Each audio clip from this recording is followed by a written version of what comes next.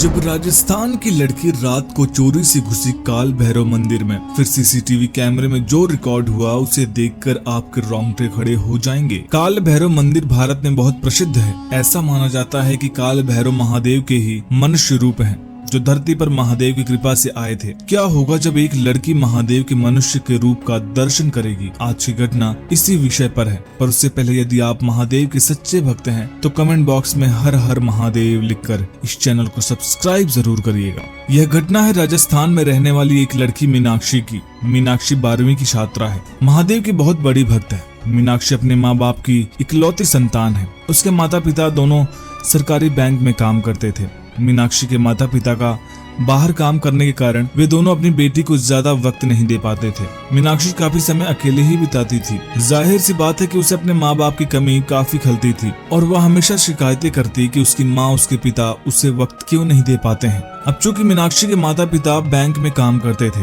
उनकी उम्मीदें भी मीनाक्षी से बहुत ज्यादा थीं। जब भी मीनाक्षी किसी विषय में अच्छा प्रदर्शन नहीं कर पाती तो उसे डांट और मार खाना पड़ता। एक दिन मीनाक्षी को उसके दोस्त ने बताया काल भैरव मंदिर में जाकर दर्शन करने से उसकी सभी समस्याओं का हल हो जाएगा। मीनाक्षी के दोस्त ने कहा यदि उसके विषय में अच्छे नंबर नहीं आ रहे हैं तो जाकर काल भैरव मंदिर में प्रार्थना करे, बाबा उसकी मदद जरूर करेंगे। नादानी में बच्चे अक्सर ऐसी गलतियां कर देते हैं। तो मीनाक्षी भी स्कूल के बाद बाबा काल भैरव के मंदिर जा पहुंची। उनका मंदिर उस वक्त बंद था। वहां के साधु से उसने पूछा कि ये मंदिर बंद क्यों है, मुझे अभी बाबा भैरव के दर्शन करने हैं। मीनाक्षी ने सोचा कि आज ही तो उसे अपनी परीक्षा का परिणाम मिला है, यदि वो उसे लेकर घर चली गई तो उसे माँ से बहुत मार पड़ेगी। तो क्यों न बाबा भैरव से प्रार्थना करके ही अपने अंक बढ़वा ले और फिर घर जाए। पर जब मंदिर पहुंची तो मंदिर बंद था। अब तो वह परेशान हो उठी कि आखिर क्या मुंह लेकर घर जाए। कहीं उसकी माँ ने पूछ लिया तो क्या बोलेगी। काफी देर इंतजार करने के बाद मीनाक्षी घर चली गई। संयोग से मीनाक्षी की माँ को याद ही नहीं रहा कि आज मीनाक्षी का रिपोर्ट कार्ड मिला है। मीनाक्षी अपनी रिपोर्ट को लेकर चिंतित थी। उसे नींद नहीं आ रही थी। साथ ही उसके मन में कई सवाल थे कि उसकी दोस्त ने ऐसा क्यों कहा कि बाबा काल भैरव महादेव के मनुष्य रूप में है। अब मनुष्य को भगवान थोड़ी बनाया जाता है। वो बेचैन हो गई। उसने तय किया कि वो मंदिर जाकर देखेगी कि बाबा काल भैरव मनुष्य हैं या नहीं। तुरंत अपने बिस्तर से उठ वो चोरी चुपके अपनी रिपोर्ट कार्ड लिए बाबा काल भैरव के मंदिर जा पहुंची।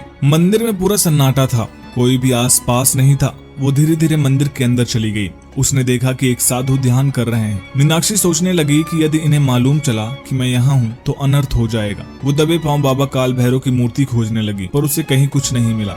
वो सोचने लगी कि यहाँ तो कोई नहीं है तो यहाँ पूजा किसकी होती है। तभी अचानक पीछे से आवाज आई कि किसे ढूंढ रही हो मीनाक्षी। मीनाक्षी घबरा गई और डर कर कोने में चली गई। लंबी लंबी जटाएं, काला सा मुख, हाथ में त्रिशूल लिए एक साधु जो बाहर बैठकर ध्यान कर रहे थे उसके सामने आ खड़े हुए। साधु ने मीनाक्षी को समझाया उसमें उसे डरने की कोई बात नहीं है, वह किसे ढूंढ रही है उन्हें बताए। मीनाक्षी ने पूरी बात उन्हें बताई कि वो किस मकसद से बाबा काल भैरव को ढूंढ रही है। साधु उसकी बात सुनकर हंसने लगे और कहा कि बाबा काल भैरव आखिर तुम्हारे अंकों को कैसे बढ़ा सकते हैं। अच्छे अंक चाहिए तो तुम्हें खुद ही मेहनत करनी पड़ेगी। पर मीनाक्षी तो जिद पर आई थी कि वह बिना बाबा काल भैरव से मिले यहाँ से नहीं जाएगी।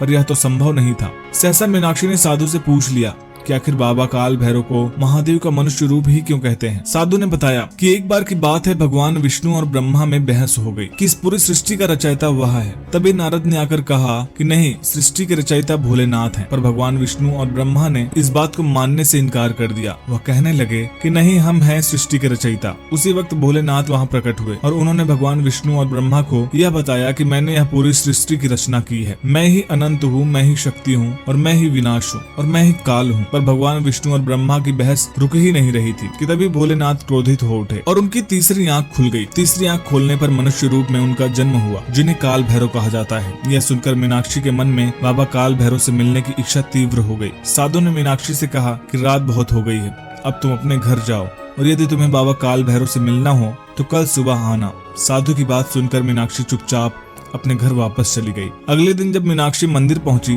तो उसने देखा कि बाबा काल भैरव की मूर्ति तो वहीं मंदिर के अंदर थी। उसके मन में यह सवाल आने लगा कि जब वह कल रात गई थी तो आखिर यह मूर्ति कहाँ चली गई थी। उसे कुछ समझ नहीं आ रहा था। बहुत परेशान हो उठी। उसने मंदिर के पंडित जी से यह बात की और अपनी परेशानी उन्हें बताई। पंडित जी ने कहा कि तुम्हारे बाबा काल भैरव से मिलने की इच्छा तो कल रात ही पूरी हो गई, क्योंकि ऐसा कहा जाता है कि रात में बाबा काल भैरव मूर्ति से निकलकर अपने असली रूप में आ जाते हैं। ये बात सुनकर मीनाक्षी अत्यंत प्रसन्न हुई और मूर्ति के समक्ष बैठकर काल भैरव से कहने लगी कि इस बार वो बहुत मेहनत करेगी और अच्छे अंक लेकर आएगी। मुझे सही राह दिखाने के लिए आपका धन्यवाद। वीडियो कैसी लगे हमें कमेंट बॉक्स में जरूर बताइएगा। पसंद आई हो तो लाइक करिएगा, शेयर करिएगा और चैनल को सब्सक्राइब करना मत भूलिएगा। हर हर महादेव।